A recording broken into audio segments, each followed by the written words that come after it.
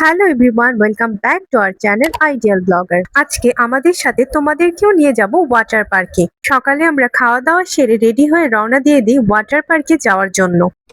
সেই দিন আমরা গিয়েছিলাম নারায়ণগঞ্জের পঞ্চবটির অ্যাডভেঞ্চার ল্যান্ডে। চাষাঢ়া শহীদ মিনার থেকে অটো করে সহজেই অ্যাডভেঞ্চার ল্যান্ডে যাওয়া যায়। পার্কের এন্ট্রি ফি ছিল 100 টাকা আর সুইমিং এর এন্ট্রি ফি 300 টাকা। পার্কের এন্ট্রি ও সুইমিং এর এন্ট্রি সহ আমাদের জনপ্রতি লেগেছিল 400 টাকা করে। 3 ফুটের কম বাচ্চাদের সুইমিং এর এন্ট্রি 250 টাকা। পার্কের ভেতরটা গাছপালায় ভরা ছিল। ফ্যামিলি অ্যান্ড ফ্রেন্ডস নিয়ে আসার জন্য পারফেক্ট পরিবেশ। আমরা যাচ্ছি সুইমিং পুলের ওইখানে। সুইমিং পুলের অলরেডি গান শোনা যাচ্ছে, যে ওখানে গান বাজতেছে। আমরা অলরেডি এখন যাওয়ার জন্য রেডি হয়ে গেছি। ওই যে আরো মানুষজন সামনে আছে, আরো পিছনে আছে। আমরা সামনে ওয়াটার পার্ক মনে ওই দিকে। তারপর টিকিটগুলো দিয়ে আমরা সুইমিং পুলে এন্ট্রি নিলাম। সুইমিং পুলে যাওয়ার জন্য এই সুন্দর সিঁড়িটা অতিক্রম করতে হয়। সুইমিং পুলে যাওয়ার জন্য আমরা খুবই এক্সাইটেড ছিলাম। এই প্রচন্ড গরমে ওয়াটার পার্কে আসাটা ছিল আমাদের বেস্ট ডিসিশন। এখানে টোটাল 3টা সুইমিং এরিয়া ছিল। একটা ছিল স্লাইডার সহ আর বাকি 2টা ছিল স্লাইডার ছাড়া। তার মধ্যে একটা ছিল প্রাইভেট ফ্যামিলি পুল। সেখানে লকারের ব্যবস্থা ছিল আর লকারের ভাড়া ছিল প্রতি ঘন্টা 100 টাকা। Male and female changing room আলাদা ছিল। তাড়াতাড়ি করে চেঞ্জ করে আমরা পুলে নেমে আসলাম। আর যতক্ষণ আমরা চেঞ্জ করছিলাম ততক্ষণ আমাদের তর সইছিল না কখন আমরা পুলে নামবো। পুলে নামার পর আমরা যে যার মতো মজা করতে শুরু করে দিলাম। সেখানে অনেকগুলো স্লাইডার ছিল, কয়েকটার মধ্যে আমরা স্লাইডও করেছিলাম। প্রথমে আমার বোনেরা আসতে ভয় পাচ্ছিল, ভাবছিল যে গভীরতা অনেক বেশি হবে। আসলে গভীরতা তেমন ছিল না, খুব অল্প জল ছিল। কিছুক্ষণ ভিডিও করার পর আমরা ফোনটা লকারে রেখে আসি, কারণ ফোনটা ভিজে যাচ্ছিল।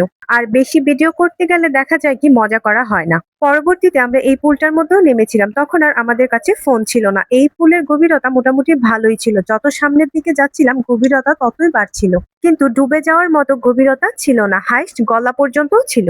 তারপর ফ্রেশ ট্রেশ হয়ে আমরা বেরিয়ে পড়ি কিছু খাওয়ার জন্য। এতক্ষণ ঝাপাঝাপি করার পর আমাদের প্রচন্ড পরিমাণ ক্ষুধা লেগে গেছিল। পার্কে থাকা একটা রেস্টুরেন্টে আমরা চলে যাই কিছু হালকা খাবার খাওয়ার জন্য। খাওয়ার পর শুরু হলো আসল মজা, মানে রাইডে চড়া। বেশিরভাগ রাইডে বাচ্চারা উঠেছিল, কিন্তু আমরা ছোট বড় সবাই মিলে উঠেছিলাম এই ট্রেনে। ট্রেনটা দিয়ে পুরো পার্কটাকে ঘুরে দেখাচ্ছিল আর ট্রেনে উঠে বেশ মজাই লাগছিল। ছোটবেলার কথা মনে পড়ে যাচ্ছিল। তারপরে উঠেছিলাম এই উঁচু রাইডটা, আর এটা থেকে সম্পূর্ণ অ্যাডভেঞ্চার ল্যান্ড পার্কটা দেখা যাচ্ছিল। দেখতে খুবই সুন্দর লাগছিল উপর থেকে। সব রাইড শেষ করে আসার সময় চোখে পড়লো এই সুন্দর কাঠগোলাপগুলো। পার্কে ঘোরাঘুরি শেষ। এবার আমরা চলে এসেছিলাম ক্রাশ স্টেশনে খাওয়া দাওয়া করার জন্য, কারণ পার্কে আমরা হালকা খেয়েছিলাম। সেজন্য আবার ভালো মতো খাওয়ার জন্য চলে গিয়েছিলাম ক্রাশ স্টেশনে। সেখানে গিয়ে সবার প্রথমেই আমরা খাবার অর্ডার দিয়েছিলাম, কারণ চাইনিজ খাবার আসতে অনেকটা টাইম লাগে। সেজন্য সবার আগে খাবারটাই অর্ডার দিয়েছিলাম। আর তখন ছিল ঘড়ির কাঁটায় সন্ধ্যা 6টা। খাবার অর্ডার দেওয়া শেষে আমরা একটু ফটো ভিডিও তুলছিলাম আর প্লেসটাও একটু ঘুরে দেখছিলাম। আর সেখান থেকে নারায়ণগঞ্জের প্রাণ কেন্দ্র চাষাঢ়া দেখা যাচ্ছিল।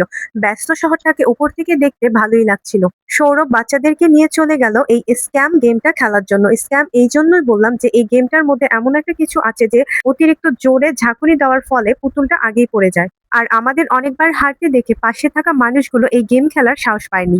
তারপর আমাদের খাবার চলে আসলো আর আমরা যা কিছু অর্ডার দিয়েছিলাম তার মধ্যে সবচেয়ে ভালো ছিল চিংড়ি মাছটা, আর বাকি সবকিছু ছিল ওকে ওকে। এভাবেই কেটেছে আমাদের আজকের পুরো দিন। আশা করি ভিডিওটি আপনাদের কাছে ভালো লেগেছে এবং আপনারাও আমাদের সঙ্গে এই মজার অভিজ্ঞতা উপভোগ করেছেন। ভিডিওটি ভালো লাগলে একটা লাইক দিন এবং চ্যানেলটি সাবস্ক্রাইব করে পাশে থাকুন।